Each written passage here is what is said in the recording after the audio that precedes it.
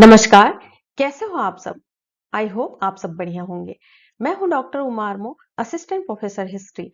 आज हम भारतवर्ष की इतिहास दृष्टि के विषय में अध्ययन करेंगे और जानेंगे कि भारतवर्ष की अवधारणा, उसका आशय या अर्थ एवं विभिन्न विद्वानों द्वारा प्रतिपादित दर्शन कैसा था, जिसको हम अध्ययन की सुविधा के दृष्टिकोण से भारतीय इतिहास दृष्टि को अलग अलग कालखंडों में विभाजित करके समझने का प्रयास करेंगे। आशा है यह कंटेंट आपके अध्ययन के लिए काफी उपयोगी हो सकेगा। विद्यार्थियों, भारतीय इतिहास दृष्टि को समझें इससे पूर्व हमें यह जानना आवश्यक है कि भारतवर्ष की स्थिति विश्व के मानचित्र में कैसी है। भारतीय उपमहाद्वीप जो हिमालय से लेकर समुद्र तक फैला हुआ है, भारतवर्ष या भरत की भूमि कहलाता है। पुराणों के अनुसार भारतवर्ष का नाम सम्राट भरत के नाम पर पड़ा। प्राचीन भारत में इसे जम्बूद्वीप के नाम से भी पुकारते थे, जो पृथ्वी के 7 महाद्वीपों का सबसे आंतरिक भाग था। बौद्ध मतानुसार भी यह तीसरी शताब्दी ईसा पूर्व में ही इसका नाम पड़ा था और यह एशिया के उस भाग से संबंधित था जो कि जहां पर मौर्य सम्राटों का शासन था। देश का नाम इंडिया या हिंदुस्तान तब पड़ा जब यहाँ पर फारसियों और यूनानियों ने आक्रमण किया। प्रायः ये आक्रमणकारी सिंधु नदी के पार नहीं जा सके, परंतु फारसी क्योंकि स शब्द को ह की तरह उच्चारित करते थे, इसलिए सिंधु को हिंदू कहने लगे। इसी प्रकार इंडिया शब्द इंडस शब्द से लिया गया है। आगे चलकर मध्यकाल में मुस्लिम शासक इसे हिंदू या हिंदुस्तान कहने लगे और इसके निवासी जो है वो हिंदू कहे जाने लगे। अतः वर्तमान नाम हिंदुस्तान का उदय इंडो ईरानियन का मिश्रण कहा जा सकता है। देखिए, भौतिक विभिन्नताओं के कारण देश में विभिन्न क्षेत्र बन जाते हैं, जिनका सामाजिक एवं राजनीतिक ढांचा भी अलग अलग हो सकता है। इस प्रकार देखा जाए तो भूगोल के कारण विभिन्न सांस्कृतिक और राजनीतिक इकाइयों का जन्म होता है। भारतीय उपमहाद्वीप जैसे उत्तर की विशाल पर्वतमाला, उत्तर का विशाल मैदान, दक्षिण का पठारी भाग, समुद्र तटीय क्षेत्र आदि सम्मिलित हैं। इसके अनुसार जो है भारत का क्षेत्रफल 32,76,141 वर्ग किलोमीटर है, जिसकी लंबाई 3,119 किलोमीटर है और चौड़ाई 2,977 किलोमीटर है। जनसंख्या की दृष्टि से अगर हम देखें तो विश्व में दूसरा स्थान भारत का आता है। ये दूसरा स्थान आने वाला जो भारत देश है वो जम्बूद्वीप के नाम से जाना जाता है। ठीक है, जम्बूद्वीप का अर्थ होता है पेड़ों की भूमि, जिसके अंतर्गत भारत की इतिहास दृष्टि भी विकसित हुई है। ओके,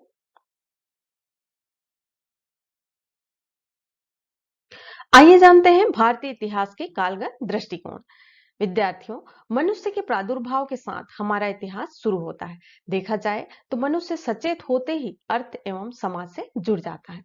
वह अपने जननी और जनक की गोद में पलकर बड़ा होता है, वहीं उसका आदिम समाज भी होता है। वह अपने जीवन यापन के लिए श्रम करता है और धीरे धीरे निरंतर उसका विकास होते जाता है। मानव जाति के क्रमिक विकास को इतिहास के रूप में पिरोया गया है। इतिहासकारों ने इतिहास सृजन के लिए विभिन्न उपकरणों का भी प्रयोग किया है, जिसे हम इस रूप में देख सकते हैं। विद्यार्थियों, यहाँ पर इतिहास को जानने के लिए एक फार्मूले का उपयोग किया गया है, जिसके अंतर्गत हम देखते हैं कि P3 plus E plus S। P3 का अर्थ क्या होता है देखते हैं। P3 का अर्थ होता है पीरियड, पर्सन और प्लेस। पीरियड यानी कि किसी कालखंड से लिया गया है, पर्सन यानी कोई व्यक्ति विशेष से संबंधित है और प्लेस प्लेस यानी कि कोई स्थान विशेष से संबंधित होता है। कोई भी इतिहास, उसके पश्चात जो है ई का मतलब होता है घटना यानी कि इवेंट। ई का संबंध है इवेंट से और ऊपर के तीनों यानी कि कालखंड या किसी पर्सन और प्लेस का संबंध जो है किस घटना से लिया गया है, इसका भी अध्ययन इतिहास के अंतर्गत किया जाता है। उसके पश्चात हम देखते हैं एस फॉर सोर्स। सोर्स का अर्थ है यहाँ पर स्रोतों से संबंधित है, यानी कि ऊपर के पर्सन कोई व्यक्ति विशेष का संबंध किस कालखंड से है और किस स्थान से है और किस घटना से है। इन तीनों और चारों चीजों का जो है हम यहाँ पर किसी स्रोत या साक्ष्य के आधार पर ही हम इतिहास का अन्वेषण करते हैं। ठीक है ना। इसको दूसरे अर्थों में यह कहा जा सकता है कि किसी भी राष्ट्र के इतिहास को जानने के लिए यह आवश्यक है हम सबके लिए कि सबसे पहले उस देश में विकसित सभ्यता का समय अथवा काल का अध्ययन करना होगा। उसके पश्चात उस समाज राज्य के जननायक, जैसे भारतीय परिप्रेक्ष्य में अगर हम देखें तो चंद्रगुप्त मौर्य, अशोक, महात्मा गांधी, स्वामी विवेकानंद आदि जैसे जननायकों ने अपने उत्कृष्ट कार्यों के द्वारा इतिहास में अपना स्थान बनाया हो, उसके विषय में ज्ञात करना इतिहास है। ठीक है ना। काल और व्यक्ति के पश्चात स्थान का संबंध विशेष महत्व रखता है।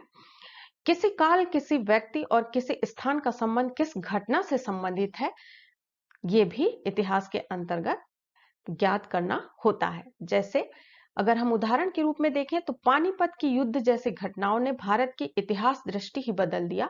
इस प्रकार हम कह सकते हैं कि इन तीनों और चारों चीजों का, यानी कि पीरियड, पर्सन, प्लेस और इवेंट तथा सोर्स का संबंध जो है इतिहास के साथ में एक दूसरे से कोरिलेट करता है। ठीक है। और अंत में ये सोर्स विविध कालों में संबंधित होते हैं, यानी कि किस कालखंड के हैं ये सोर्स, ये भी हमको जानना जरूरी होता है। इनमें अनेकों ऐसे साक्ष्य परक उपकरण हैं जो मनुष्य की बसाहट से, उत्खननों से तथा पुरातत्वविदों के श्रम से ढूंढे जाते हैं। इसके अंतर्गत अभिलेख, मुद्रा, स्मारक, पुरावलेख तथा साहित्य आते हैं। इतिहास की आधारशिला काल पर ही रखी जाती है। इसी के आधार पर इतिहास के विभिन्न दृष्टिकोण निर्धारित किए जाते हैं। भारत का अतीत और उसकी विकास यात्रा काफी पुराना है।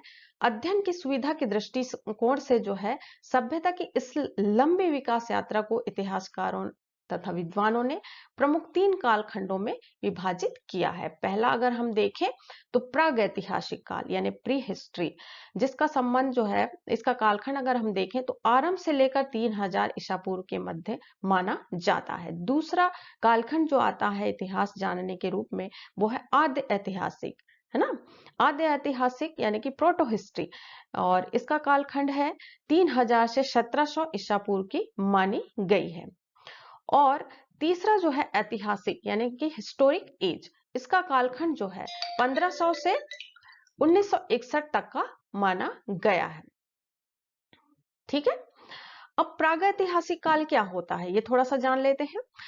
प्रागैतिहासिक काल वो काल है जिसमें लिपि के ज्ञान के पूर्व किसी क्षेत्र, देश या राष्ट्र मानव इतिहास की प्रागैतिहासिक काल के अंतर्गत आता है। यानी कि लिपि का ज्ञान नहीं था। लिपि ज्ञान के पूर्व का जो इतिहास है, यानी कि पढ़ने और लिखने के साक्ष्य नहीं थे, है ना, उससे पहले का जो इतिहास होता है उसके अंतर्गत रखा गया है। इसका अगर हम उदाहरण के रूप में देखें तो पाषाण काल को इसके अंतर्गत रखा गया है। ठीक है। उसके पश्चात हम देखते हैं आद्य ऐतिहासिक। तो ये जो है प्रोटो हिस्ट्री के नाम से भी जाना जाता है, जो कि अपना जो संस्कृति है सिंधु घाटी सभ्यता, इसको इसके अंतर्गत रखा गया है, जिसको ताम्र संस्कृति के नाम से भी जाना गया है। ठीक है। और इसके अलावा जो है वो है ऐतिहासिक काल, यानी कि यह वह काल है 1500 से लेकर के 1500 ईसा पूर्व से लेकर के 1961 तक का काल, वह काल है जहां पर पुरातात्विक एवं साहित्यिक स्रोत प्रचुर मात्रा में मिलते हैं, और इसको पढ़े भी जा सकते हैं, लिखे भी जा सकते हैं, और इसके जो है इस इतिहास के अंतर्गत इसको रखा गया है। इसका सबसे अच्छा उदाहरण हमको देखने को मिलता है कि इन स्रोतों के द्वारा हम मानव जाति के विकास एवं सभ्यता की जानकारी प्राप्त कर सकते हैं। ठीक है।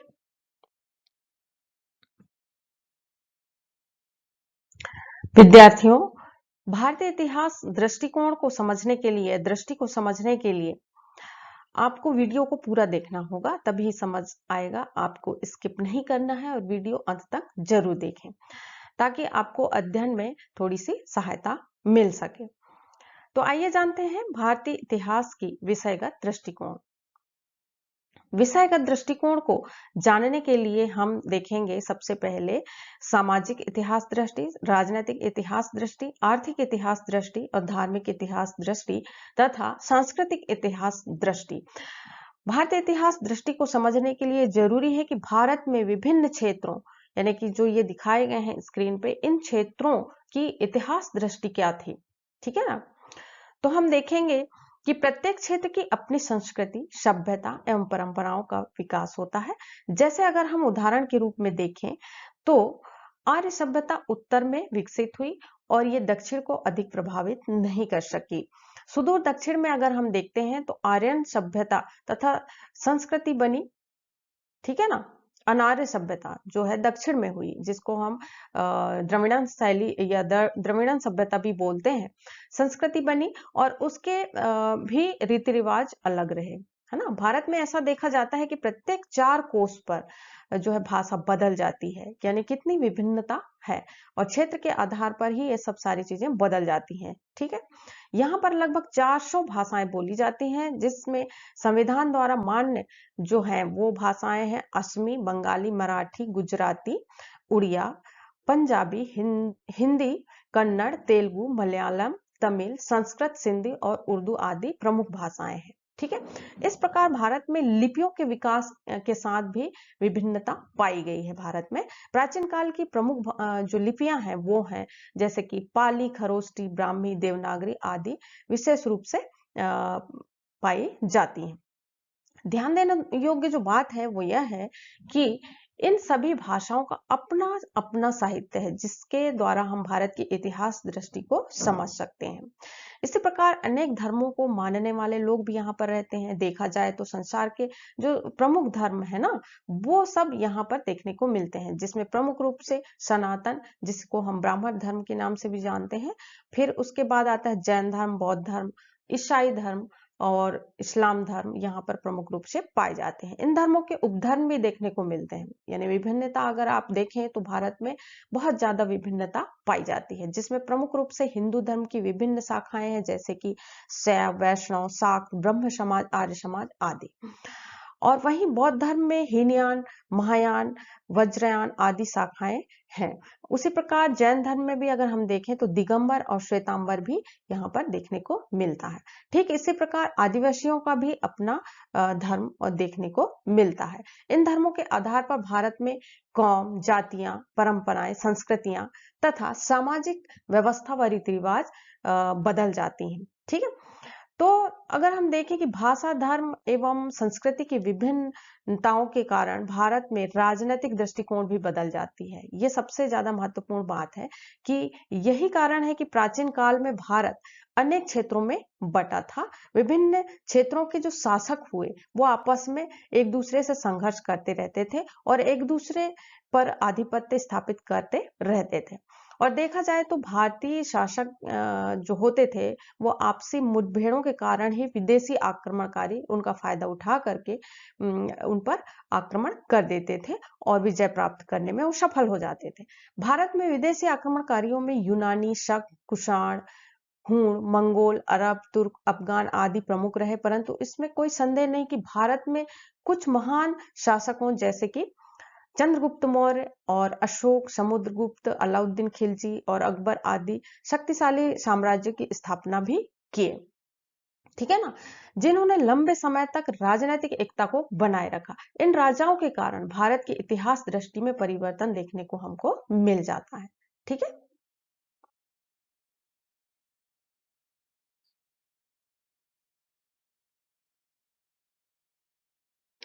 विद्यार्थियों, अधिकांश पश्चिमी इतिहासकारों का मानना था कि भारत में इतिहास लेखन की परंपरा तथा साथ ही प्रामाणिक व श्रृंखलाबद्ध इतिहास लेखन का अभाव था।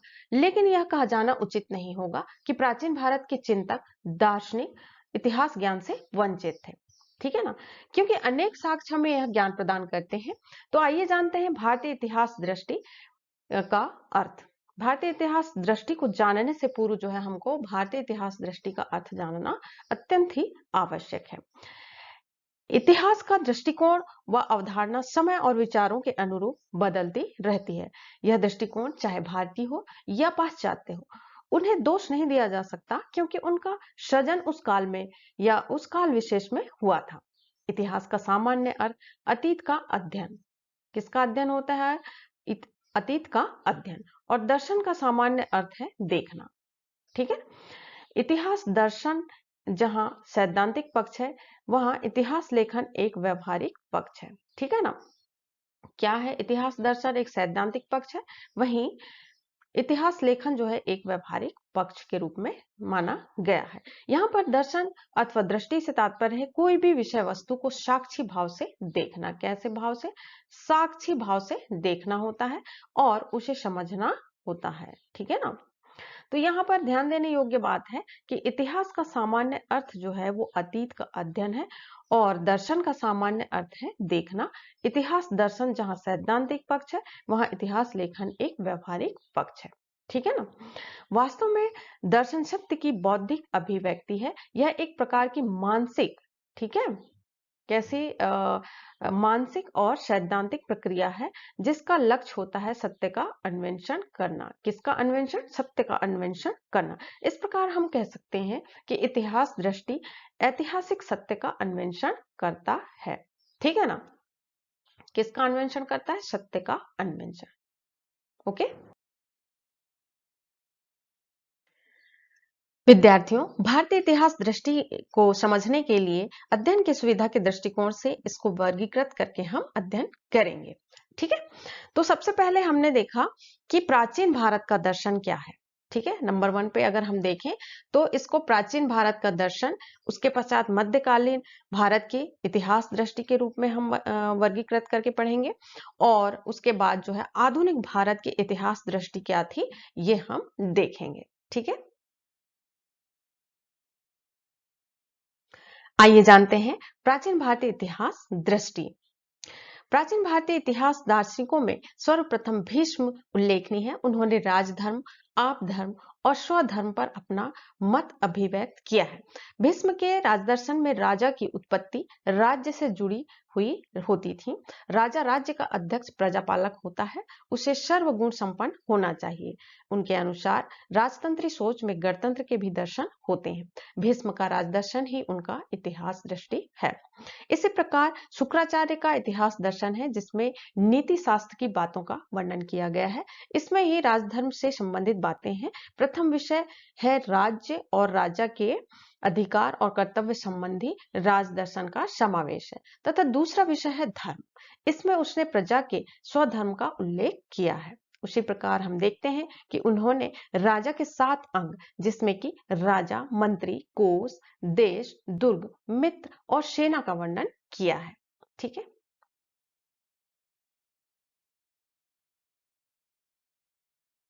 विद्यार्थियों, पौराणिक काल में इतिहास का दृष्टिकोण धर्म, दर्शन, परंपरा तथा अध्यात्म पर आधारित था।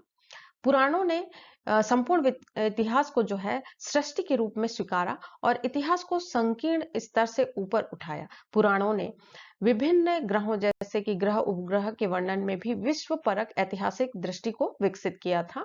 भारतीय इतिहास दर्शन का समयारंभ जो है वो वैदिक काल से माना जाता है और प्राचीन काल और सामयिक जो घटनाओं के उल्लेख वैदिक साहित्य में भी मिलते हैं और भारतीय इतिहास लेखन का क्रम भी यहीं से शुरू होता है। हम देखते हैं कि वैदिक काल एवं पुराणों में इतिहास दृष्टि कैसी थी। यद्यपि पुराण अनुश्रुतियों के गहरे कोहरे में धुंधले हो गए, परंतु उनका लक्ष्य सर्वज्ञता का था। पुराणों में वर्णित जो अभौतिक एवं अलौकिक तत्वों से विशुद्ध मानवीय इतिहास प्रकाश पड़ता है। इसमें कोई संदेह नहीं कि पुराण ऐतिहासिक सामग्री की खान है। ठीक है ना। पुराणों के अनुसार कालचक्रों के अंतर्गत मानवीय प्रयत्नों एवं क्रियाकलापों को हम 4 पुरुषार्थों तथा 4 आश्रमों को पर्याप्त स्थान उन्होंने दिया है। पुराणों में इतिहास की कालचक्र अवधारणा को दर्शाया गया है जिसमें हम देखते हैं कि जो 4 पुरुषार्थ हैं धर्म, अर्थ, काम, मोक्ष, ये इसके अनुसार जो है पूरा सामाजिक जीवन निर्भर करता था। उसी के अनुरूप जो है इसमें 4 प्रकार के आश्रमों की भी व्यवस्था की गई है जिसमें ब्रह्मचर्य आश्रम जिनका जो एज लिमिट था वो था 1 वर्ष से लेकर 25 वर्ष के आयु तक के व्यक्ति को जो है वो ब्रह्मचर्य नियमों का पालन करना जरूरी होता था और उसके पश्चात जो है गृहस्थ गृहस्थ आश्रम का इन्होंने वर्णन किया है, जिसमें इसमें आयु जो होती थी वो 26 वर्ष से 50 वर्ष तक की आयु को निर्धारित किया गया है। इस एज ग्रुप के जो व्यक्ति थे वो गृहस्थ आश्रम में प्रवेश कर सकते थे, और गृहस्थ आश्रम के जो नियम थे, है ना, जिसमें अर्थ, धर्म, अर्थ, काम इत्यादि का जो है ये लोग यहाँ पर निर्वहन करते थे। ठीक है। अब जो है तीसरा जो आश्रम था वह था वानप्रस्थ आश्रम, जिसमें एज था 51 साल से लेकर के 75 वर्ष तक की आयु इसमें सम्मिलित की गई थी, जिसमें जो है मोक्ष प्राप्ति के लिए वो वन को प्रस्थान करने का इसमें विधान दिया गया है। उस प्रकार जो है सामाजिक व्यक्ति जो है अंत में मोक्ष की प्राप्ति के लिए संन्यास आश्रम, जिसका एज लिमिट जो था वो था 75 वर्ष से आगे तक का, यानी कि 100 साल तक के का माना जा सकता है। ठीक है ना। और संन्यास आश्रम में रहते रहते जो है उनको मोक्ष की प्राप्ति का विधान बताया गया है, जो कि अंतिम लक्ष्य माना गया है। तो इस प्रकार हम देखते हैं कि वैदिक काल एवं पुराणों में इतिहास दृष्टि को हमारे यहाँ जो 4 जो पुरुषार्थ हैं और 4 आश्रमों के अनुसार इसको महत्वपूर्ण स्थान समाज में दिया गया है। ठीक है।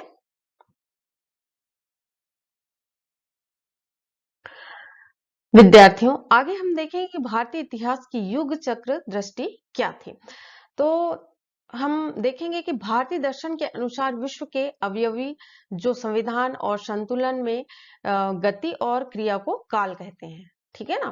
काल एक ओर जहां शाश्वत है, वहीं दूसरी ओर जो है चलायमान और निरंतर है तथा क्षणिक भी है। इस काल की गति आंतरिक और बिना रुके यानी कि निरंतर चलने वाली प्रक्रिया है, जिसको हम चक्रात्मक रूप में भी देख सकते हैं। इसके 2 पक्ष हैं, दिन और रात। वहीं हम दूसरी ओर देखते हैं कि जैन धर्म भी इस बात को स्वीकार करते हैं। जैन धर्म में भी अवसर्पणी और उत्सर्पणी को कल्प कहे गए हैं, और इन कल्पों को 6 युगों में बांटा गया है। पुराणों में 4 युगों यानी कि कृत कृत का मतलब होता है स्वर्ण युग से, और उसके बाद त्रेता, फिर द्वापर, फिर कलयुग का उल्लेख मिलता है। मानव इतिहास में जैसा कि हम देख चुके हैं कि भारतीय युग 4 विशिष्ट अवस्थाएं हैं। इनमें कृत युग अर्थात स्वर्ण युग 4 बिंदुओं में अंकित है और सर्वाधिक भाग्यशाली भी है। त्रेता में 3 बिंदुओं का अंकन है। इसी प्रकार द्वापर में 2 तथा कलयुग में 1 बिंदु का अंकन है। ऐतरेय ब्राह्मण के अनुसार ये चारों नाम युगों के लिए प्रयुक्त होते हैं। उसी प्रकार हम देखते हैं आगे कि धर्मानुसार कृत युग के 4 बिंदु पाए गए हैं, जिसके 4 पैर होते हैं, जिसको गाय के रूप में भी प्रयुक्त किया गया है। ठीक है ना।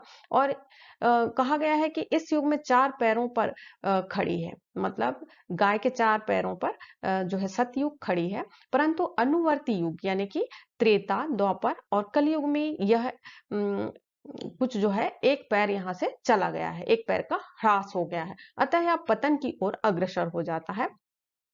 इस प्रकार जो है पतन का क्रम चलता रहता है। इस भारतीय ब्रह्मा दृष्टिकोण में स्वर्ण युग में अत्यधिक सुख अर्थात मोक्ष की प्राप्ति हेतु दीर्घकालिक जो तप साधना करनी होती थी, जबकि इसी दृष्टिकोण के कलयुग में, है ना, इतिहास के मात्र ईश्वर के मात्र नामोच्चारण से ही मोक्ष की प्राप्ति हो जाती थी और सुख की प्राप्ति हो जाती थी, ऐसा माना गया है। इन चारों युगों की मिलने से एक चतुर्युग अर्थात महायुग की रचना होती है। इस महायुग की समाप्ति के बाद दूसरा महायुग आता है। ठीक है। आप चित्र की सहायता से देखते हैं कि सतयुग आता है, जो कि 1,15,000 के बीच से 6,700 बीसी के मध्य इसका काल माना गया है। ठीक है ना।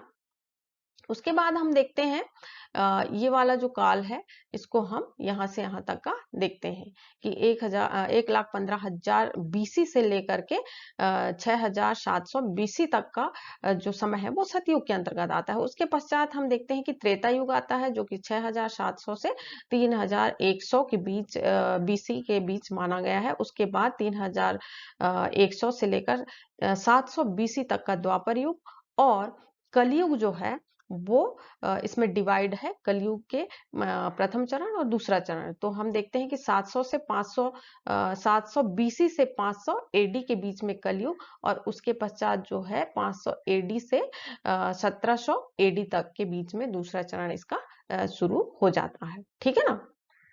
उसके बाद हम देखते हैं कि इस प्रकार युग की संरचना होती है।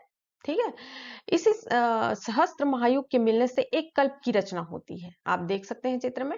और इस सृष्टि का जो है तब तक उदय से सृष्टि के प्रलय तक का, है ना, सृष्टि के उदय से उसके प्रलय तक का समय जो है कल्प कहा जाता है। ठीक है, तो ब्राह्मण ही नहीं, बौद्ध परंपरा में भी इन युगों को एक विश्वास के दृष्टिकोण से देखा गया है।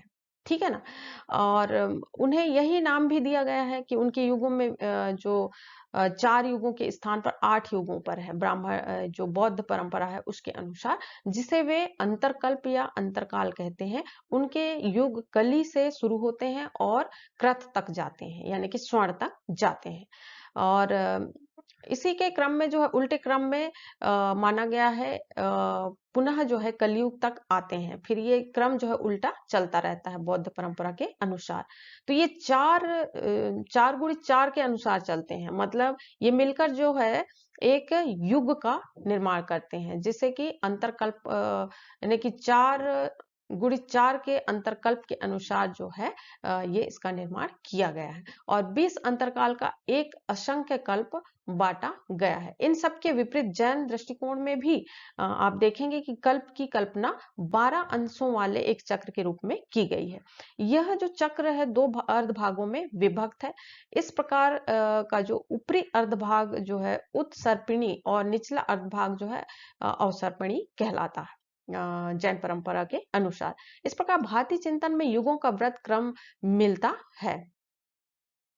ठीक है, आगे हम देखेंगे कि ऐत्रेय ब्राह्मण में जो है इसके अनुसार इन युगों का क्रम मानव क्रिया, सुषुप्ति और जो जागृति के अनुरूप चलता रहता है, यानी कि एक जो क्रिया है वो मानव क्रिया के रूप में सुषुप्ति और जागृति के अनुरूप भी चलता रहता है। भारतीय दर्शन के अनुसार अगर हम देखें तो मानव समाज सक्रिय रहता है और कृत युग आता है, जब अत्यंत सक्रिय रहता है मानव समाज। ठीक है ना, इस बात को समझ लीजिए कि सतयुग जो रहता है वो मानव समाज जो है उस युग में कैसा रहता है, सक्रिय रहता है। और मानव समाज जब निष्क्रिय रहता है तब त्रेता और द्वापर की युग आते हैं। परंतु जब मानव समाज चरम सुसुप्त हो जाता है तब कलयुग आता है। ऐसी अवधारणा है युग चक्र दृष्टिकोण के अनुसार भारतीय इतिहास में। ठीक है,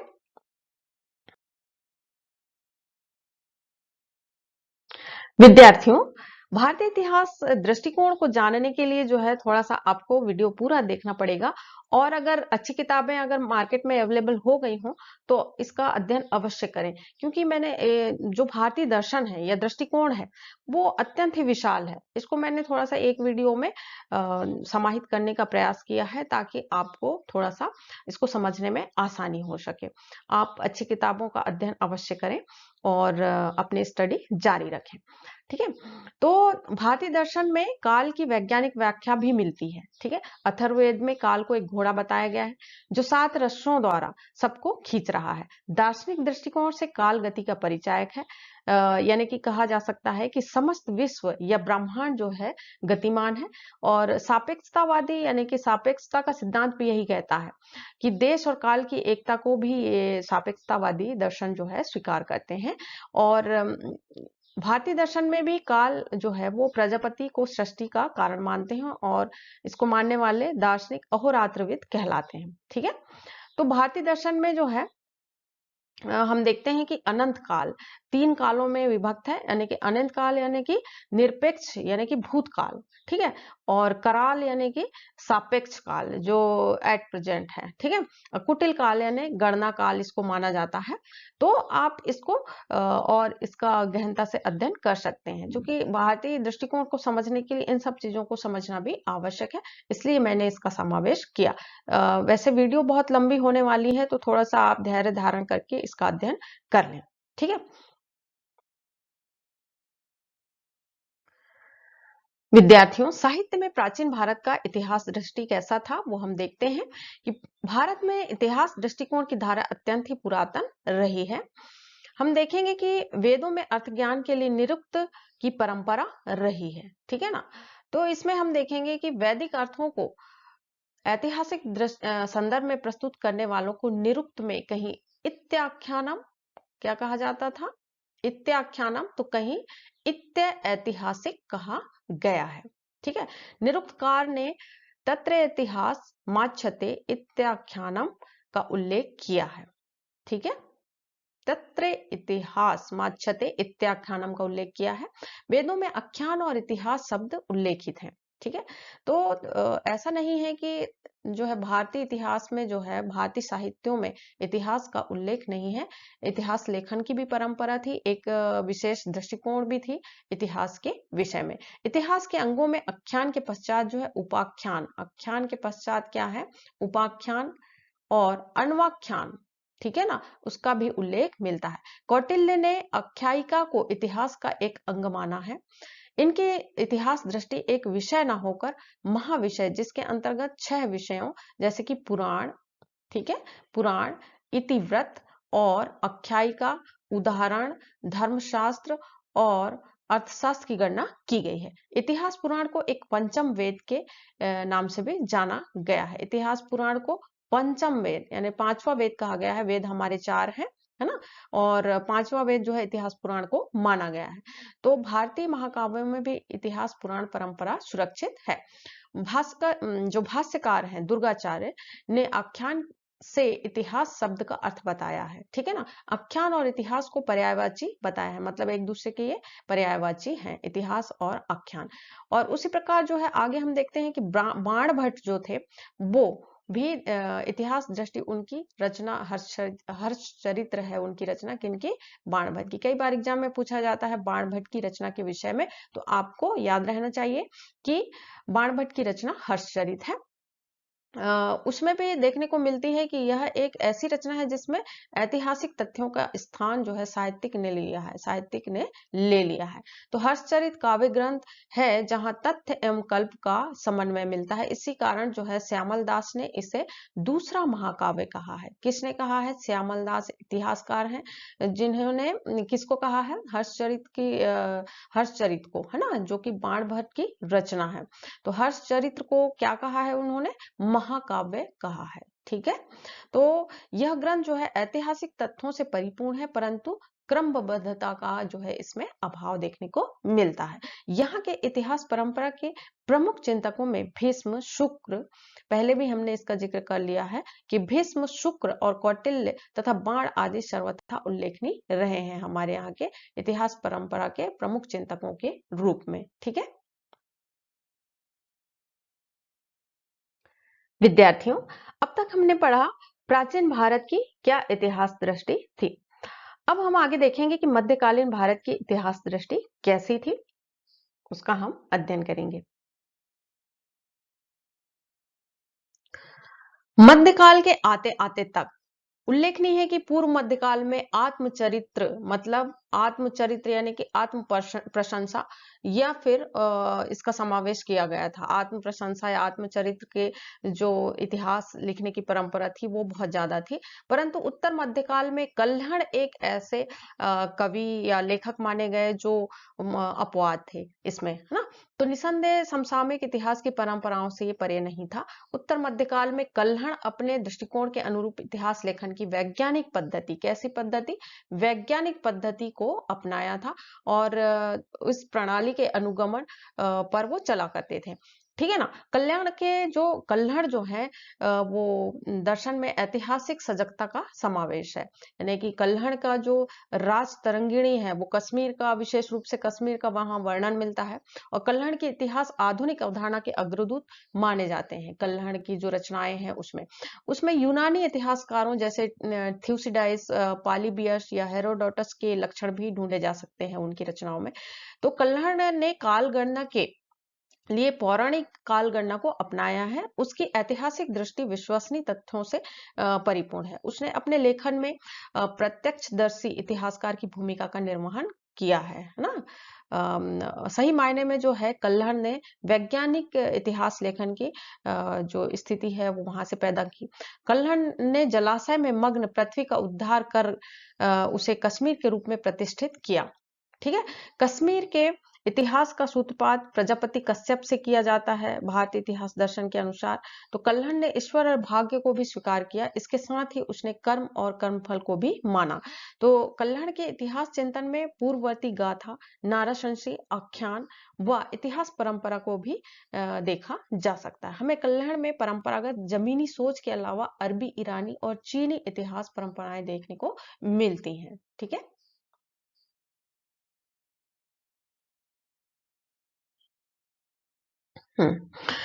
मध्यकालीन भारत के मुस्लिम इतिहासकारों में ईरानी मूल के अल बरूनी, कौन थे ये?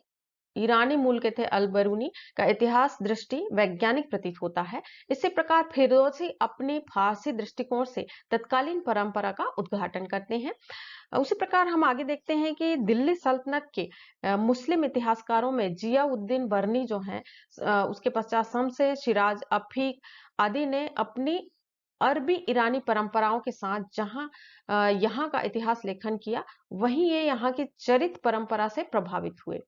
इस कारण उनकी लेखनी में इस दृष्टिकोण को देखा जा सकता है, यानी कि प्रशंसा या आत्मचरित की बातें लिखी हो, उसको उनकी रचनाओं में देखा जा सकता है।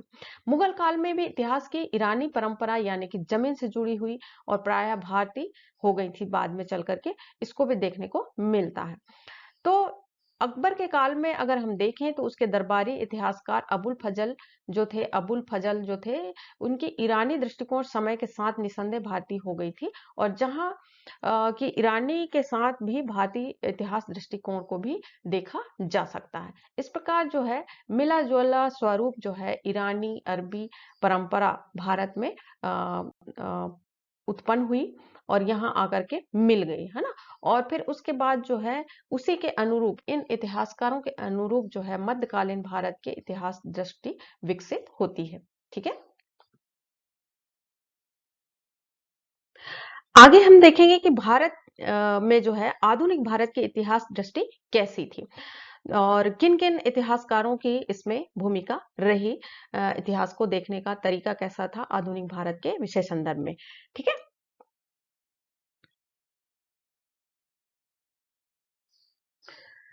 देखिए, समय के साथ आधुनिक भारत में इतिहास के चिंतकों का प्रादुर्भाव हुआ था, जिन्होंने अपनी सोच के अनुरूप लेखन प्रस्तुत किया। आधुनिक भारत में यूरोपियंस के आने के साथ यहाँ पर इतिहास दृष्टि की परंपराएं भी देखने को मिलती हैं। गौरतलब है कि यहाँ पर प्राचीन एवं मध्यकालीन इतिहास जो दृष्टि थी तो थी ही थी, है ना। उसके चलते ही विभिन्न इतिहासगत परंपराओं का समागम होना एवं उनकी अपनी दृष्टिकोण विकसित होना स्वाभाविक ही था। परंतु वास्तव में यूरोपियंस के इतिहास दृष्टिकोण ने भारतीय इतिहास चिंतन पर कुछ घटक जो है विषैला प्रभाव भी छोड़ा था। ठीक है ना। आधुनिक संदर्भ में भारतीय इतिहास लेखन जो था वो उसका दृष्टिकोण को नकारा भी गया था। भारतीय इतिहास दृष्टि की आलोचना भी हुई थी। वे सोचते थे कि इतिहासकार को विदेशी विचारों का भी अध्ययन करना चाहिए, उसे स्वदेशी होना चाहिए। अगर विदेशी इतिहासकार हैं तो उनका जो दृष्टिकोण है वो स्वदेशी होना चाहिए, ऐसा माना गया था। परंतु फिर भी उनका इतिहास चिंतन धर्मनिरपेक्ष था। उनकी इतिहास दृष्टि जो है सर्वथा वैज्ञानिक थी।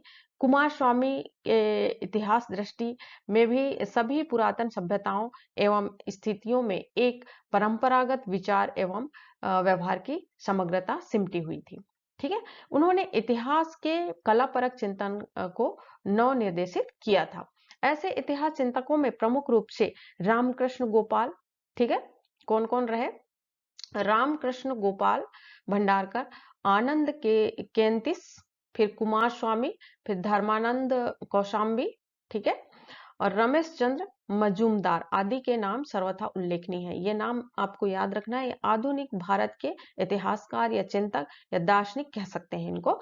तो राम गोपाल जो थे भंडारकर, उनको उनका शॉर्ट नाम आपने सुना होगा इतिहास की किताबों में, आरजी भंडारकर, है ना, केंतिस, कुमार स्वामी, डीडी कौशाम्बी, इस तरह से आरसी मजूमदार, इस तरह से आपने नाम सुना होगा। इनमें भंडारकर ने इतिहास की व्याख्या अपने दृष्टिकोण से की है। उनका इतिहास दृष्टिकोण व्यापक एवं विस्तृत है। कुमार स्वामी की इतिहास दृष्टि जो थी वो परंपरागत विचारों से ओतप्रोत था। उनकी दृष्टि में इतिहास विज्ञान है और छाया भी है। तो मजूमदार की इतिहास दृष्टि में सत्य केवल सत्य ही इतिहास का लौह ढांचा होना चाहिए। मतलब जो सत्य केवल सत्य ही इतिहास का लौह ढांचा होना चाहिए, उनके अनुसार था। आरसी मजूमदार के अनुसार, उनके अनुसार इतिहास केवल सत्य का अन्वेषण करता है। तो उस हिसाब से उन्होंने इतिहास को लिखना शुरू किया था। ठीक है। तो कौशाम्बी का इतिहास जो है वो चिंतन औरों से अलग है। उनका दृष्टिकोण भौतिकवादी है, जो कि कौशाम्बी ने हीगल और मार्क्स की भौतिकवादी व्याख्या को स्वीकार करते हुए अपने इतिहास चिंतन में एक नई भौतिकवादी व्याख्या प्रस्तुत की है। उसी प्रकार जो है आगे हम देखते हैं कि कौशाम्बी की अपनी मार्क्सवादी भौतिकवादी दृष्टिकोण विकसित हो गई और उनका दृष्टिकोण जो था वो उनकी चिंतन परंपरा के अनुरूप ढल गई थी। ठीक है ना।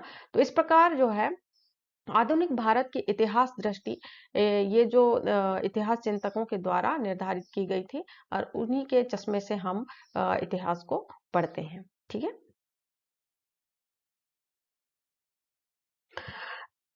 इस प्रकार जो है सारांश रूप में कहा जा सकता है कि भारत के इतिहास दृष्टि एक निरंतर चलायमान युग चक्र है, जिसमें 4 युगों का वर्णन मिलता है। इन 4 युगों में समाज को प्रमुख 4 वर्णों में विभक्त किया गया था। इन 4 वर्णों में वर्गीकृत समाज को 4 प्रमुख पुरुषार्थों के अनुसार जीवन यापन का अधिकार दिया गया था तथा इन्हीं 4 पुरुषों का पालन करने पर पुरुषार्थों का पालन करने पर 4 आश्रमों का निर्वाह मानव के द्वारा किया जाना सम्मिलित था, ताकि इन व्यवस्थाओं से मानव सभ्यता तथा संस्कृति को सुचारू रूप से चलाया जा सके। वास्तव में भारतीय इतिहास दृष्टि का शुभारंभ वैदिक काल से माना जाता है। भारतीय इतिहास लेखन का क्रम भी इसी काल से माना जाता है। पुराणों में महाभारत काल से लेकर गुप्त काल तक की इतिवृत्ति भी हमको देखने को मिल जाती है। वहीं हम देखते हैं आगे तो कल्हड़ को छोड़कर पूर्व मध्यकाल में इतिहास चिंतन में चरित्रावली, प्रशंसा, अलंकारिक, अतिरंजन आदि का समावेश भी देखने को मिलता है। परवर्ती मध्यकाल आते आते तक तुर्कों के साथ यहाँ पर इतिहास लेखन एवं दर्शन की अरबी अमीरानी दृष्टि आ गई थी, इसको भी हमने समावेश किया था। तो और आधुनिक काल में जो है परिस्थिति के अनुरूप ऐतिहासिक दृष्टिकोण में परिवर्तन आया और इतिहासकारों ने इतिहास परक चिंतन पर विचार किया। इसी के साथ ही वैज्ञानिक ढंग से अन्वेषण, संकलन और विश्लेषण आदि की शुरुआत हुई। ओके।